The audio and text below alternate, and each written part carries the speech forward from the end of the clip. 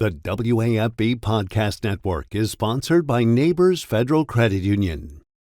Hey, good morning, Jacques. How are you? I'm doing outstanding. I'm talking to Garth Brooks. Entering his second year as the LSU head football coach. It was the only way I could get a foot in the door. Joined by the icon, Kim Mulkey. Ace Coach, great to see you. Jacques Talk is sponsored by Cork's Cajun Fried Fish and Shrimp and Kuyon's Cajun Barbecue.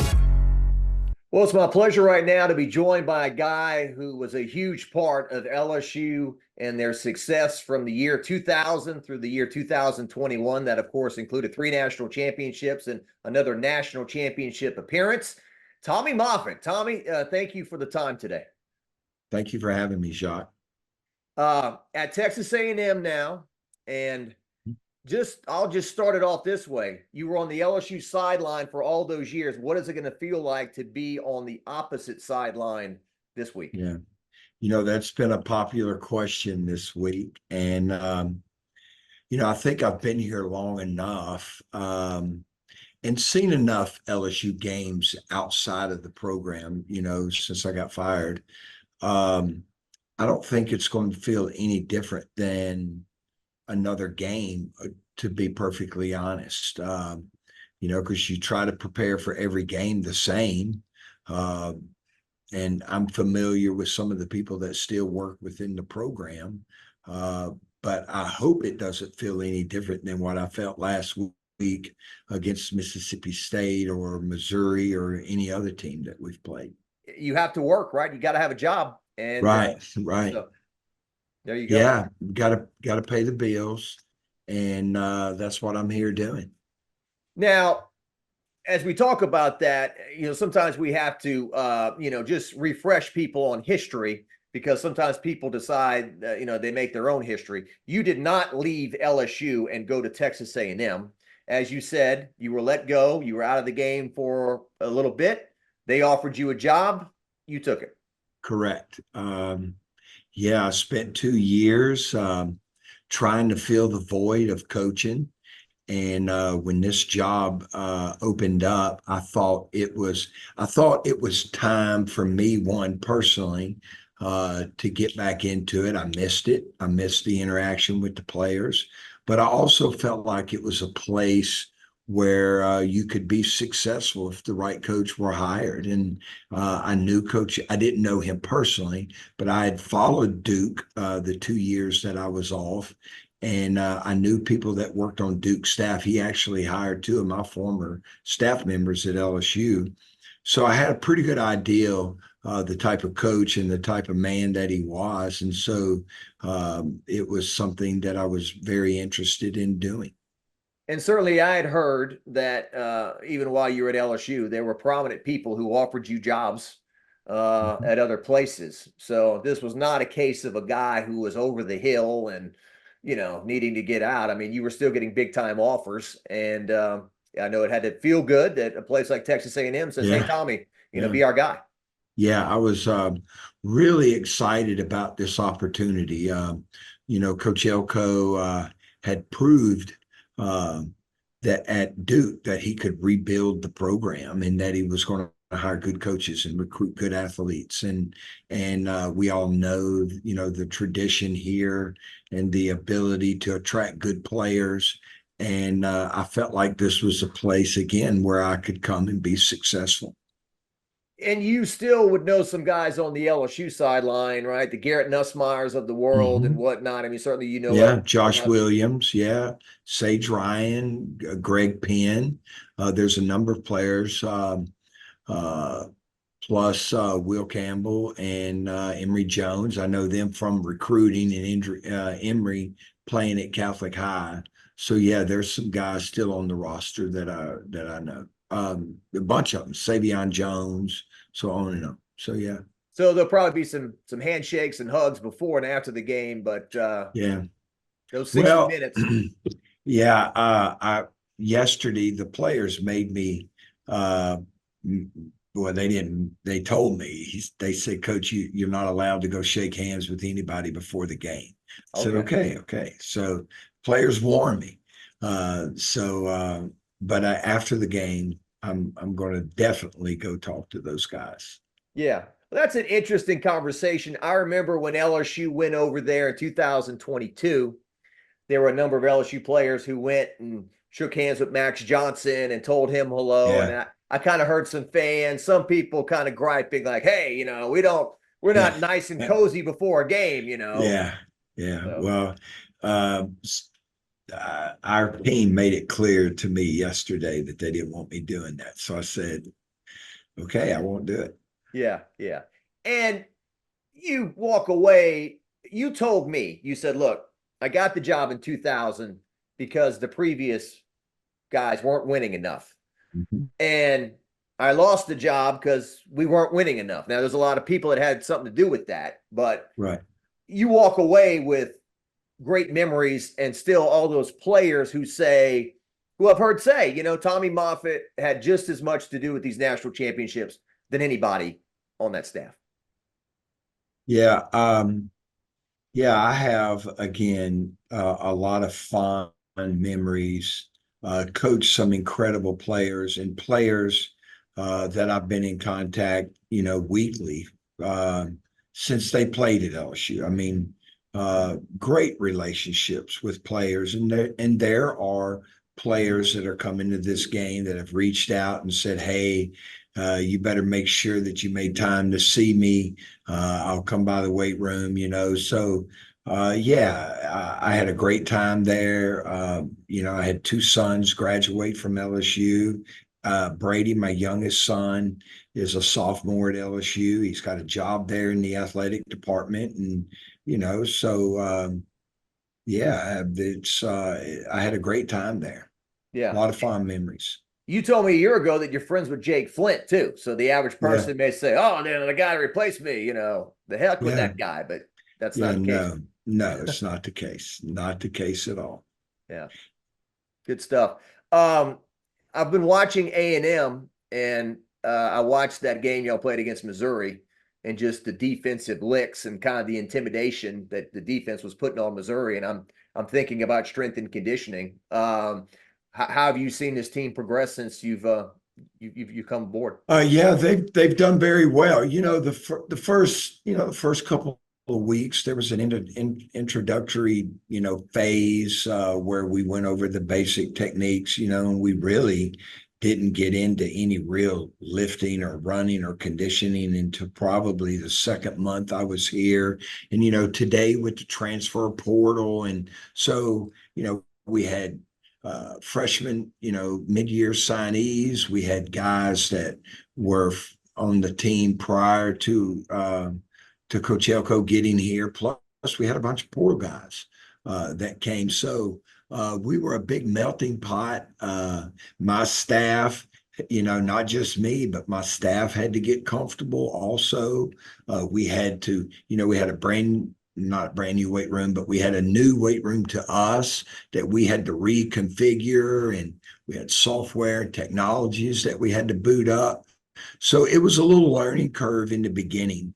But by the time we got to April, our guys were training really well. And then we had a fabulous summer. June and July went phenomenal. And we went into training camp, and we've managed to stay healthy. Our team has really worked hard, and the coaches do an incredible job. My strength staff, our football staff, our medical staff, everyone has worked tirelessly to make sure that we're putting a good product on the field and that we're staying healthy. And so far, so good.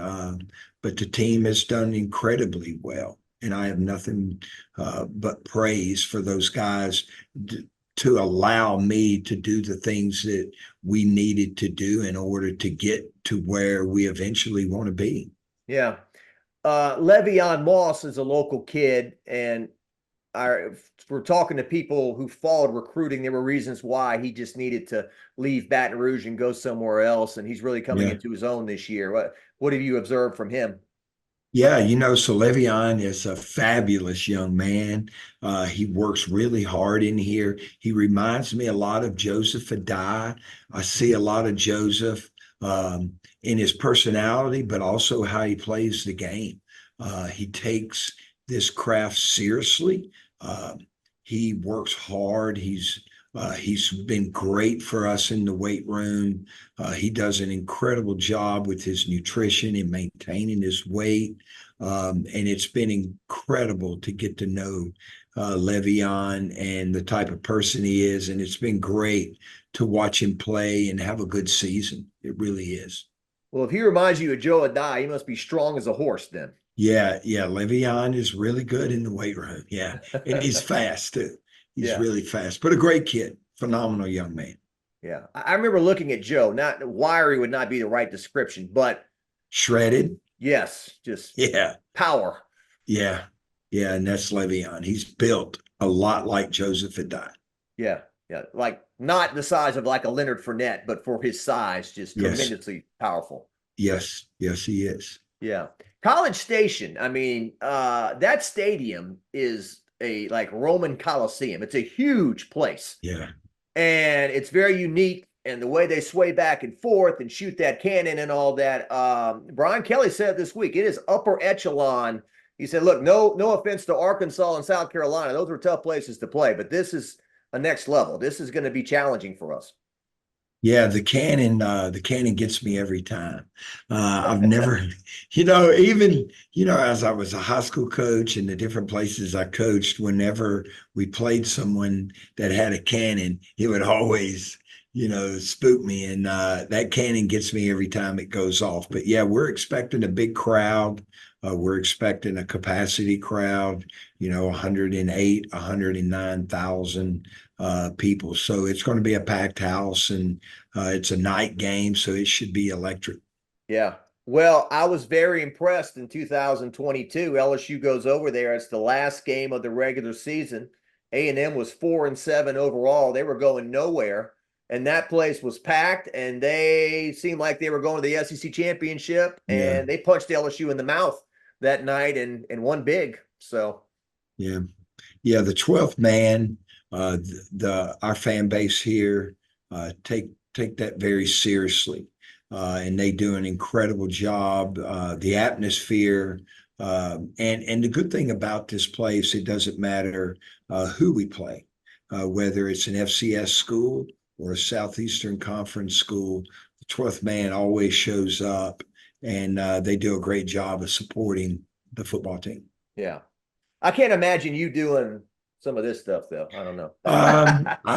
I don't know that I've quite figured it all out. I'm still working on that. But, those guys, the Yale leaders are really good people. We had one of the Yale leaders that went through training camp. He did a week of training camp with us. He played high school football.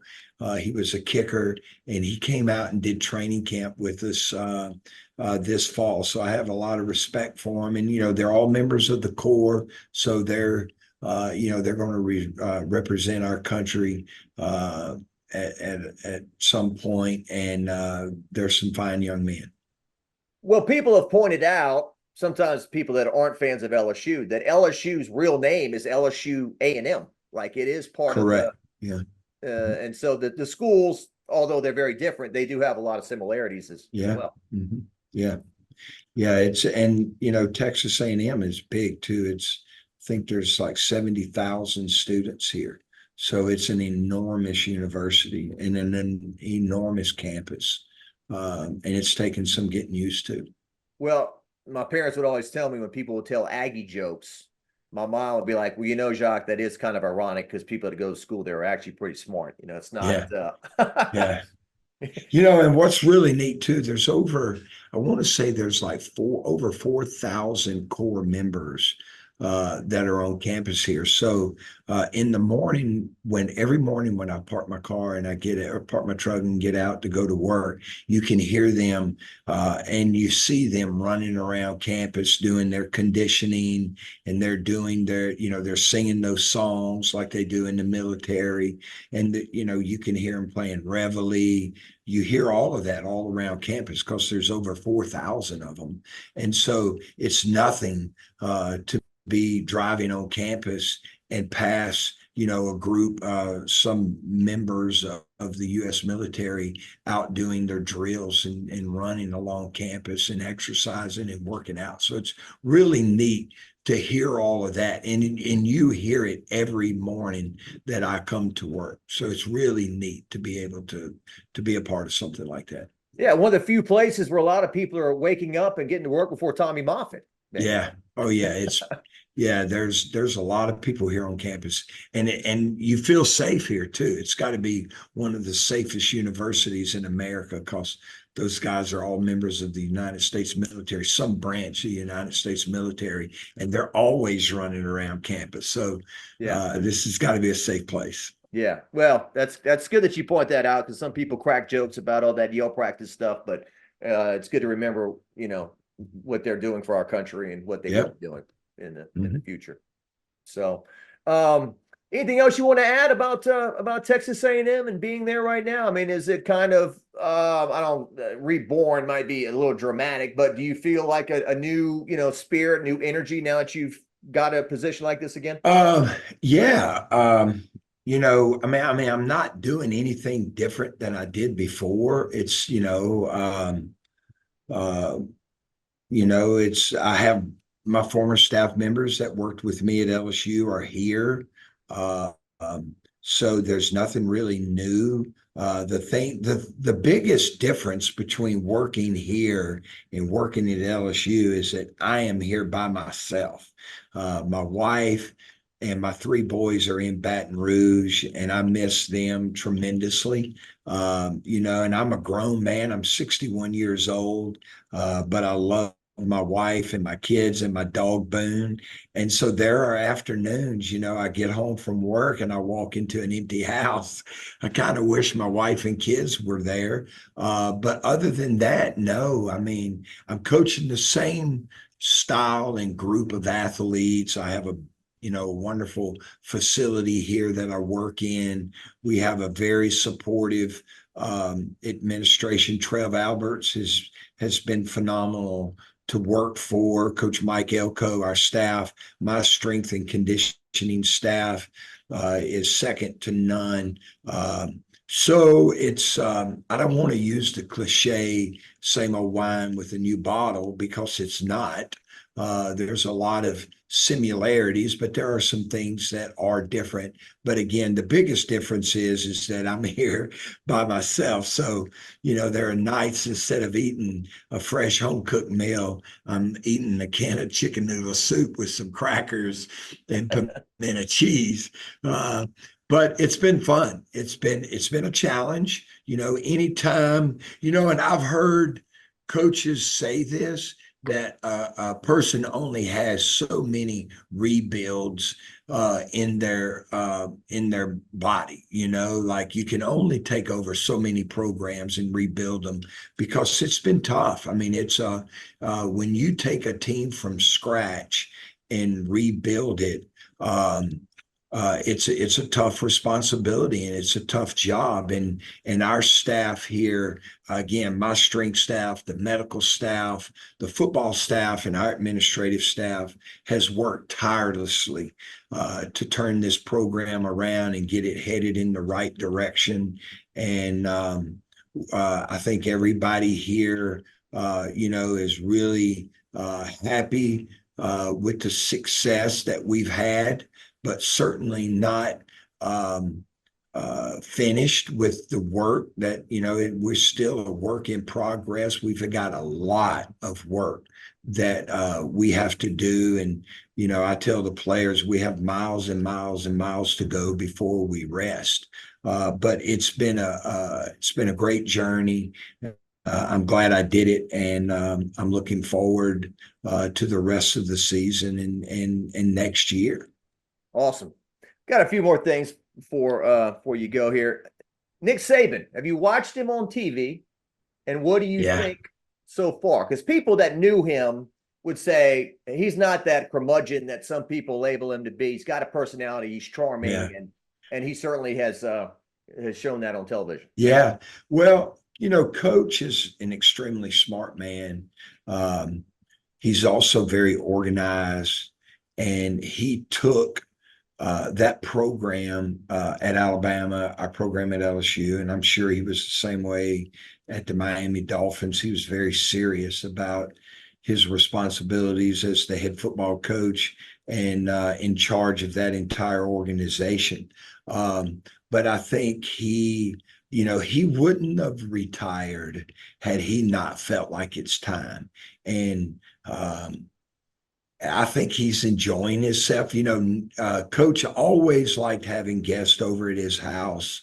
There were times, you could tell when Nick had kind of turned it off a little bit. He'd show up to work with his jeans on and some cowboy boots and not his dress blues, I guess you could say. But he'd have his jeans on and his cowboy boots, and you could tell that he was relaxed, and that's the way he's been. I was hoping I would get to see him when we had college game day here, but he was busy. We were busy, and I didn't get to see him. But he looks very comfortable on television, and I think he's done a phenomenal job. And I like listening to him.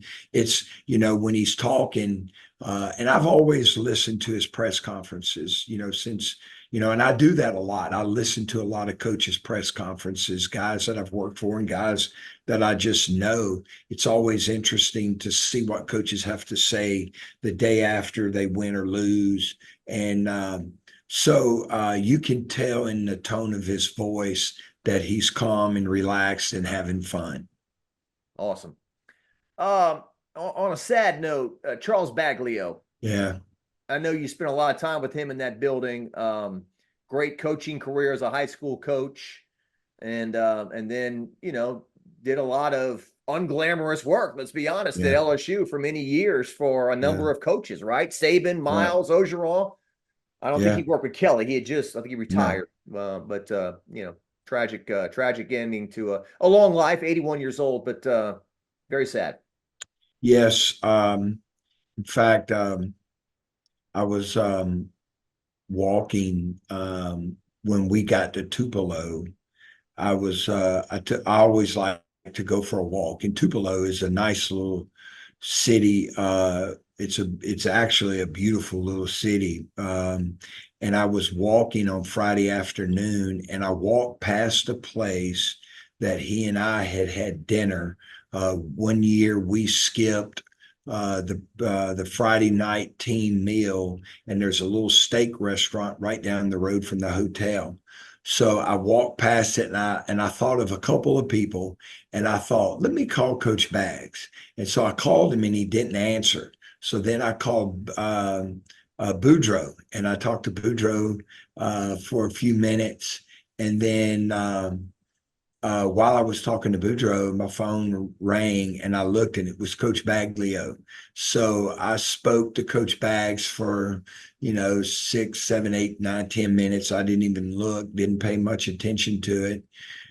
We had a great conversation, hung up the phone, and then I wake up Saturday morning because I went to bed early Friday night, and I woke up to the news Saturday morning and was devastated.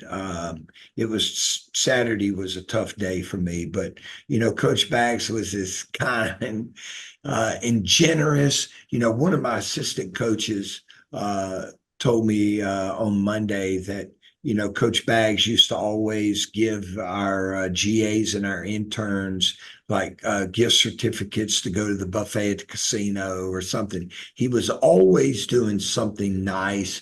He would buy donuts, and he would come down and bring a box of donuts to the strength staff. Just an incredible man. And I liked his Friday night and Saturday morning demeanor. He coached 22 years. He won over 200 football games as a head football coach. And it doesn't matter if you're coaching in high school, college, or the NFL, a big game is a big game. And whether it's Independence High versus A Meade or Kentwood or whoever they may be playing, or Texas A&M versus LSU, it's still a big game. And he always seemed so calm and so confident on Friday nights and Saturday mornings and in the locker room. And, you try to learn something from everybody that you've ever been around. And I I learned a lot from Coach Baglio in a lot of different ways, and just a superhuman being. And he's going to be missed. But the mark that he left on that university and the people in the community of Independence, Louisiana, will last forever. Perfectly stated. Very well said. It is interesting to look back sometimes on those conversations. Like, I was covering an LSU Raging Cajun baseball game out in Zephyr. It was the Wally Pontiff Classic. And Yeah. for whatever reason, I decided I'd gone to USL and I knew Coach Robichaux. And I was like, I'm going to go back. Let's go interview Coach Robichaux. We were getting in the car. I decided, let's go talk to him. And, you know, he was great and told me hello. He remembered me and all. We did an interview with him. We get in the car and leave. And then, sure enough, he has his heart attack, you know, not long after, and he passes away. And it's like, I just remember that night that I almost didn't go talk to him, but I did. And Right. that's the last time I'm talking to him. Or, Yeah. you know, a relative you decided to just call out of the blue and then they pass away. So it's those kind of things they're not accidents, I don't think. Yeah. That's great that you called. That's great that you called Yeah. Coach Baggs when you remembered that. Yeah. Well, good deal. Well, there'll be LSU fans hope they won't be firing that cannon too much coming up here this weekend, but I'm sure we'll be happy to see you and good to see you, and appreciate you taking the time to do this on the game week. Thank you, Jacques. I appreciate it very much.